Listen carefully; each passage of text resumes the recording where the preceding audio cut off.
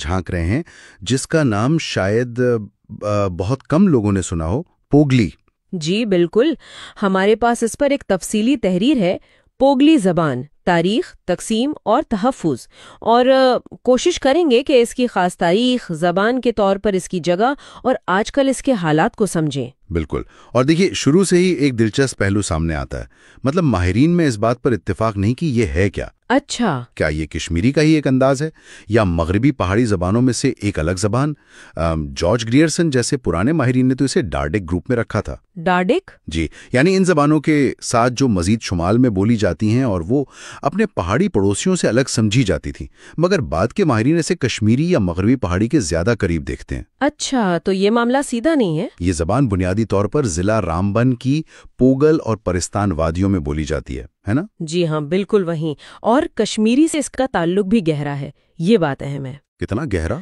तकरीबन 70% अल्फाज कश्मीरी से मिलते जुलते हैं, जो हैरानकुन हद तक ज्यादा है। 70%? जी, मगर असल दिलचस्प बात यह है कि इस बड़ी मुशाबिहत के बावजूद आम कश्मीरी बोलने वाले वो इसे आसानी से समझ नहीं पाते। तो ये दिखाता है कि पोगली की अपनी एक अलग पहचान और बनावट है। इसमें आपको फारसी, राजस्थानी, यहाँ तक कि संस्कृत के अल्फाज की झलक भी मिलेगी। यानी ये ज़बान गोया मुख्तलिफ सकाफ़तों और ज़बानों के संगम पर खड़ी है, जिसने सबसे कुछ ना कुछ लिया है। बिल्कुल, एक तरह से ये कश्मीरी और मगरबी पहाड़ी ज़बानों के बीच एक पुल जैसी हैसियत रखती है। तारीखी तौर पर ये इलाका पहले कश्तवाड़ रियासत का हिस्सा था, फिर डोगरा राज में आया। इस पर तहकीक भी हुई है? हाँ, हुई है।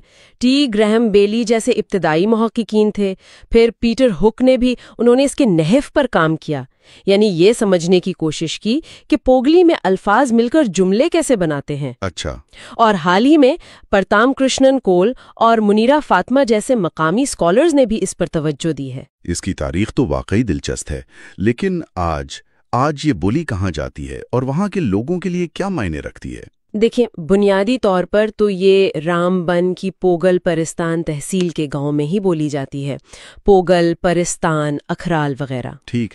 लेकिन 1990 की दहाई में हालात खराब होने की वजह से काफी लोग हिजरत कर गए, तो अब आपको पोगली बोलने वाले अधमपुर, नगरोटा, श्रीनगर और अनंतनाग में भी मिलेंगे। अच्छा, तो फैले हुए हैं। जी, और सकाफती तौर पर ये बहुत अहम है, क्योंकि रामबन में ये हिंदू और मुस्लिम दोनों बरादरियों के बीच आप कह सकती हैं राब्ते का काम करती है। ये तो बड़ी बात है कि ये कम्युनिटीज को जोड़ती है। लेकिन क्या इसमें लिखा पढ़ा भी जाता है? कोई किताबें, रिसाले? यही एक बड़ा चैलेंज है। इसकी कोई बाकायदा लिखाई या छपा हुआ अदब नहीं है। बिल्कुल भी नहीं। सिवाय कुछ मकामी लोक गीतों के, वो भी ज्यादातर जुबानी ही है। ये बुनियादी तौर पर सीना बसीना चलने वाली जबान है, एक जबानी रिवायत। और शायद इसी वजह से आज उसे मुश्किलात का सामना है। ज़राए बता रहे हैं कि हिंदी, उर्दू और ख़ास तौर पर अंग्रेज़ी के बढ़ते हुए असर की वजह से नौजवान नस्ल में इसका इस्तेमाल कम हो रहा है। अफसोस की बात है, मगर ये सच है। हिजरत और समाजी दबाव भी इस पर असरअंदाज हो रहे हैं। बोलने वालों की तादाद का कुछ अंदाजा है? गैर यकीनी है। देखें, 1911 में तो कोई 8,000 के करीब थे। सिर्फ 8,000? जी। तब 2014 के एक सर्वे में 1 लाख का अंदाजा लगाया गया, लेकिन वो भी बस एक अंदाजा है, कोई पक्की गिनती नहीं है। और सरकारी तौर पर इसकी कोई हैसियत नहीं, और यही सबसे बड़ी मुश्किल है। इसे जम्मू और कश्मीर की सरकारी जबानों में शामिल नहीं किया गया, जिससे इसकी बका को आप कह सकती हैं खतरा है। लेकिन क्या इस विरसे को बचाने की कोई कोशिश हो रही है? कोई तंजीमें, कोई लोग? हाँ, कुछ उम्मीद अफजा काम हो रहा है। पोगली बज़्म अदब और कोर कमेटी ईरिस्ट वाइल्ड डोडा जैसी तंजीमें कोशिश कर रही हैं। क्या कर रही हैं वो मुतालबा कर रहे हैं कि उसे स्कूलों में पढ़ाया जाए, उसके तहफ़्फ़ुज़ के लिए पॉलिसियां बने और हुकूमत इसकी सरपरस्ती करे।